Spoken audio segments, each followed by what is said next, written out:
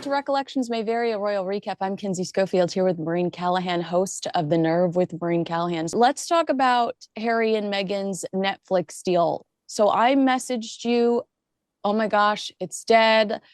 We've suspected that this news was on the horizon. And within days, someone whispers in Daily Mail's ear, it's not dead. Meghan's busy renegotiating.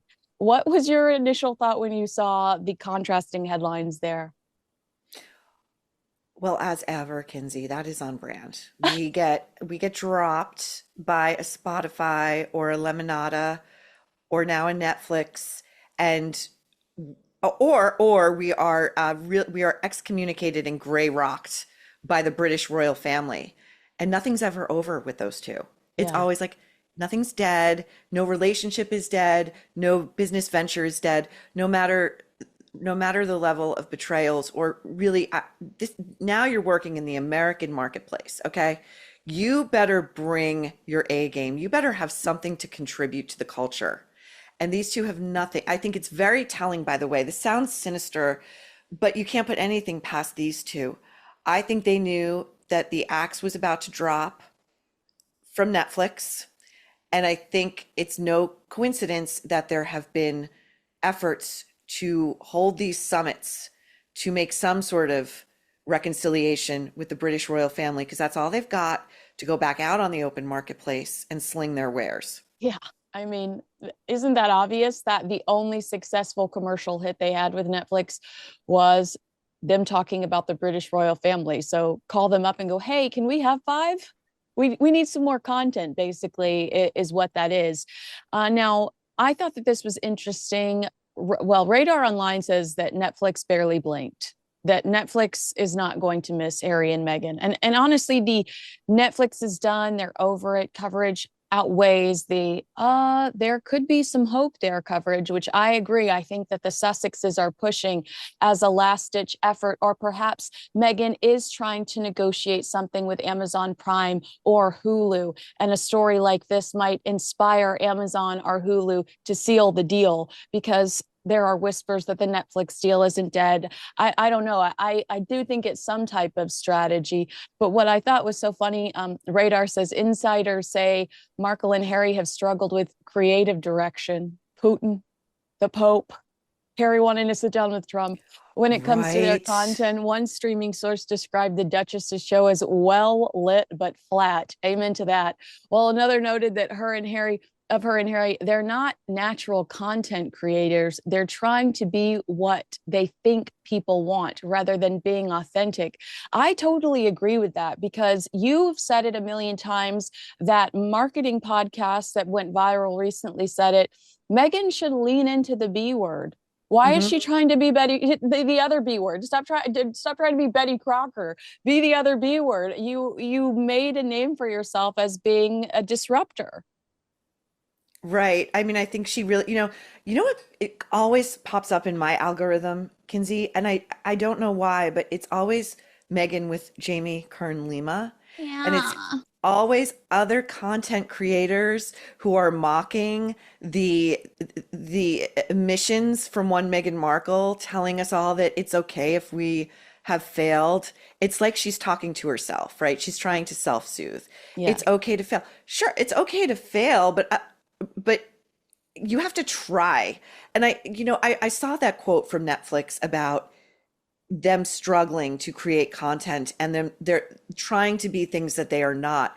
But I actually really think at the end of the day, there is no there. And Yeah. it's why Megan struggles. She cannot have a friend into her fake kitchen because she doesn't really have friends, I think. Yeah. And she can't have a loose, free-flowing, fun conversation because she's incapable of it, because she's her super ego is constantly clocking every single thing she does and says and how it's coming across, and people can clock that from a mile away, and it's a very disturbing trait, very disturbing. I don't People are repulsed by it. You're absolutely right. It's the lack of authenticity that just makes you go, I need to turn this off because my body is rejecting it.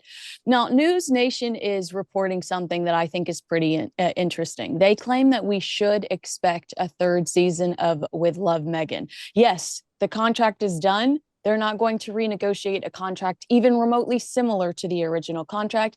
But they say that Netflix will attempt to keep Markle around at least for one more season of With Love as part of a piecemeal deal, so it can try once more to make her product line as ever a commercial hit. Markle will be granted a third season regardless of viewership, which blows your freaking mind because don't you need to be seen to sell your slimy jam? As Netflix is invested in making her product line and show a success, it is the first time Netflix has fully produced a product line. And like QVC and Home Shopping Network sees it as a new cash cow for them, doing shows and selling products from these shows that Netflix manufactures. I'm still surprised at how poorly everything was launched considering Netflix association with it, like to launch season one with no products available. First of all, I love that phrase you just came up with, slimy jam. And I feel like it should be like a recurring segment whenever we're talking particularly about something it just should be slimy jam. That's the brand. And I agree. I don't understand why a Netflix would continue to throw good money after bad when past is the best predictor of future behavior and performance. We know exactly how this is going to end. It's a matter of how long you want to keep the patient on life support, you know? Yeah. And by the way, season two, which is really season 1B, Yeah. okay? Season one after lunch. Isn't that supposed to begin airing, like streaming in September or October? And we're hearing no drumbeat building up to it. None. Right. Right. That's what I was thinking, because I was thinking in the midst of this, okay, we don't have a new season to promote and there aren't any products to promote. It's insane.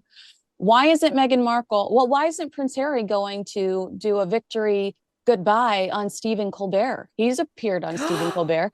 But Great point. But really, with Meghan and these products she's trying to shill, why isn't she doing some of these talk shows that air regularly? I mean, I know some of them are on vacay, and we'll get into The View. I cannot wait to hear your opinion on that.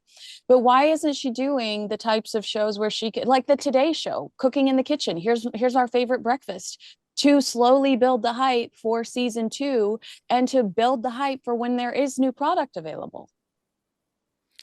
I wonder if she either A, believes such things are beneath her, as in her refusal to do her own ad reads for her podcast, or if she's just such a dud of a guest that, even a booker would look at her and go, it's going to be a heavy, heavy lift. She's not really morning show material. Like a morning show person, whether a host or a guest, has to be somebody who you want on your screen, easing you into your day.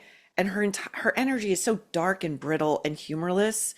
I don't know. What do you think? What do you think? I think it's because she can't guarantee that the people will play along with her. Drew Barrymore, we found out, offered her the questions beforehand to ensure that she was comfortable.